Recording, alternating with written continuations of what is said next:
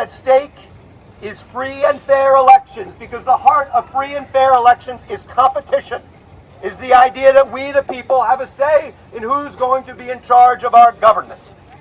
And if Donald Trump and his band of fascists can tilt this playing field so deeply and we do not fight back, we will cease to have competition for control of our government.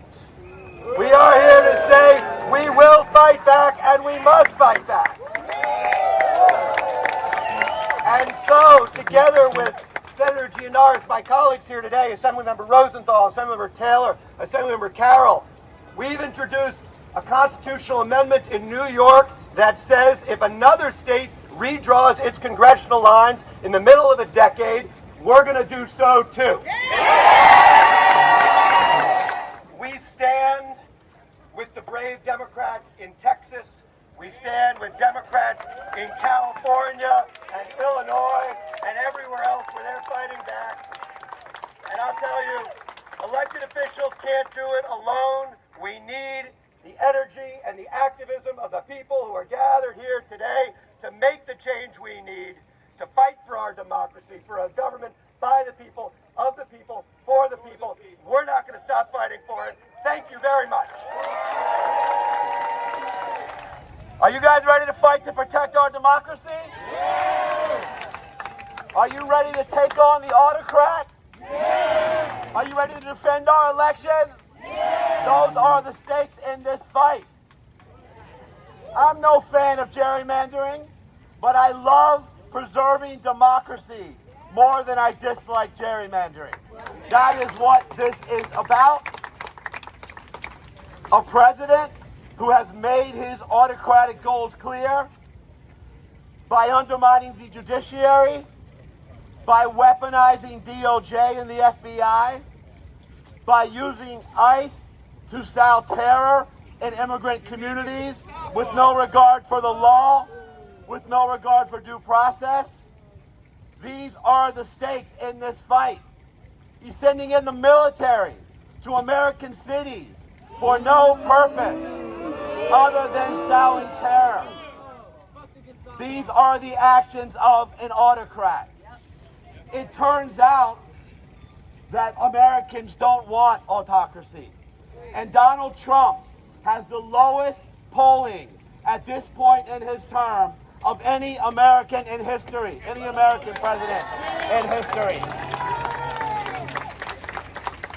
And he knows that he and his MAGA minions in the House are headed to defeat next year.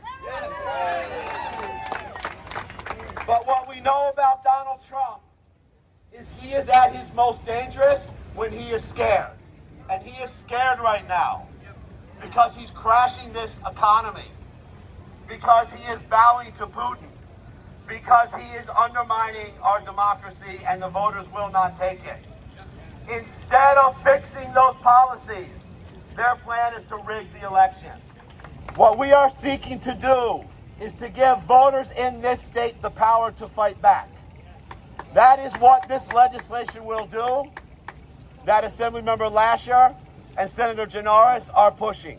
I strongly support this bill to give voters in New York the power to fight back so that we can save our democracy.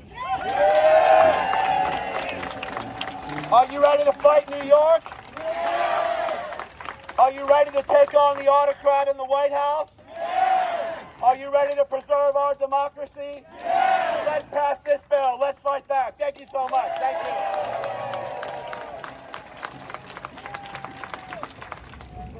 Overreach of power, and he's testing the waters to see what else he can get away with.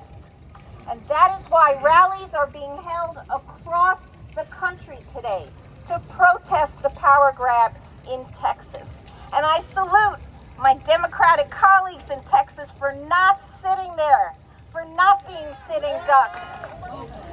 Rather than face the voters in November, they've chosen to rig the system and redraw the maps in Texas and other states. But like California, we in New York are fighting back.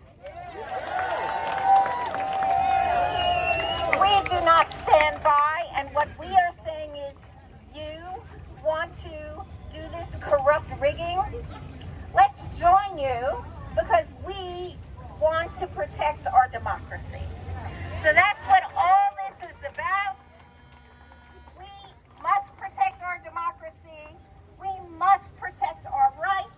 We must protect America so that when we celebrate the 250th anniversary, there's still our America to celebrate. Thank you all. Thank you, everybody, for being out here this morning. Make some noise for yourselves. When we don't get what we want, we stand up. Stand up. Stand up. That's what I'm talking about. Listen, we've seen this before, but it wasn't in America. It was in Germany. And we imagine it can never, ever happen in a place with such firm, strong, committed democracy. And this son of a biscuit has worked from the moment he walked in to dismantle what people have died for. People have died to be able to walk freely, to say whatever they want to say. And this guy is out of his daggone mind. America, New York City, stay woke. It is important that you stay woke. And when you see, listen. And when you see people that don't look like you and they're being abused, don't act like it can't happen to you. Do not be quiet. Stand up. Stand up. I think there are millions of Americans speaking out today from New York to California, from Minnesota to Louisiana, because we are the majority, and we will not give up our democracy quietly. And what we need to do is show that there are people of conscience, people of clarity, people of courage around our nation who will not stand for this autocracy and this theft of democracy.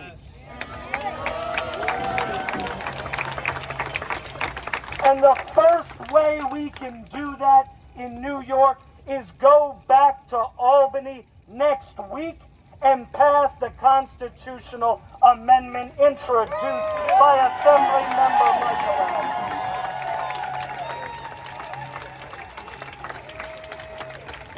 And while we're at it, we should protect migrant and immigrant New Yorkers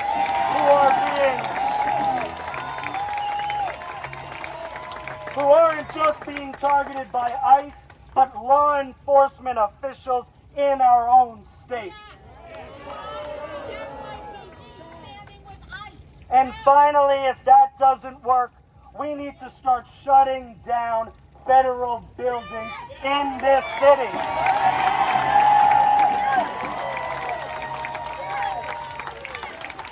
Nothing's stopping us from turning off the power at 26 Federal Plaza. So let's stop being polite. Let's stop asking permission to go into buildings. Let's stop asking for who they're disappearing and renditioning to El Salvador, and let's actually start standing up, because I promise you, if we show the country how to do it in New York City, there will be tens of millions of people behind us around the country.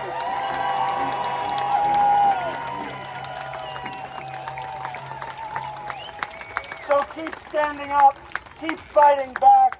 Do not go quietly into that night. Thank you for the Democratic clubs who came out today. We appreciate y'all.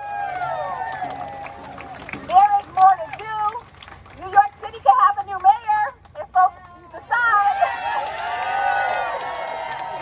Y'all know who WFP is supporting. So we want to see change. One, we have to keep our vote strong. And then two, we can't stop. We have to keep up the resistance. We have to keep hitting the streets. And we have to keep defending one another. It is our duty to fight for our freedom.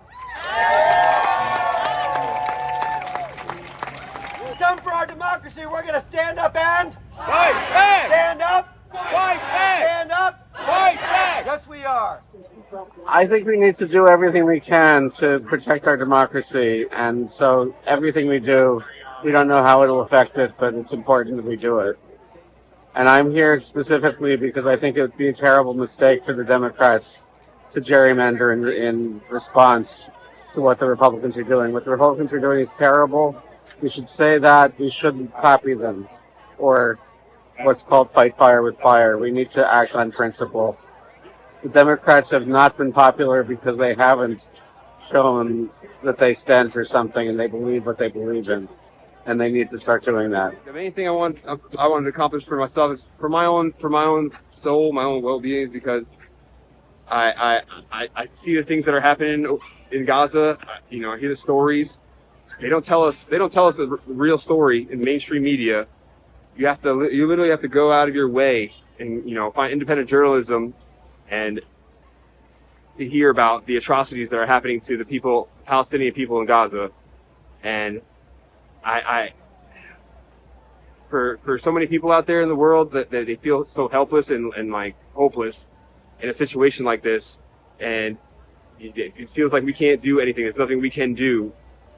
And for me, I feel like this was at the very least what we can do is come out and, you know, show support and show that those people they're being thought of. You know, they're not, because they're literally trying to bury the situation. We're witnessing gentrification on a genocidal scale, you know, over there, and we're living in a country. We're supposed to be the free leaders of the world. We're supposed to be, you know, doing what's best for the greater good, and we're watching on live television the most horrendous atrocities, and like you can't be complicit. You can't stay silent. But, you know, whether it's posting something about it on, you know, your socials or telling a friend about the situation, like it really needs to get people aware and awake about what's going on over there, because it's absolutely it's disgusting. It's disgusting, and it's and our media needs to do better too. All the information I get is from, I have to go seek it. I literally have to seek it. Independent journalism is like the only journalism these days. Mainstream media, they're sugarcoating everything. They're not telling us the full story, and that's all part of the problem. Yeah. And when you dig deep and find out the reason why they're not telling us, you find out who's paying them, where the money's coming from, and it all points to the same situation. Like the elites, they don't want us to know the truth, because if we knew the truth, the whole house of cards would crumble. The whole house of cards would crumble. And everybody thinks everything is fine here, and it's really not. Like, it's not at all. If it can happen over there, that's the first thing. If it can happen over there, it can happen anywhere.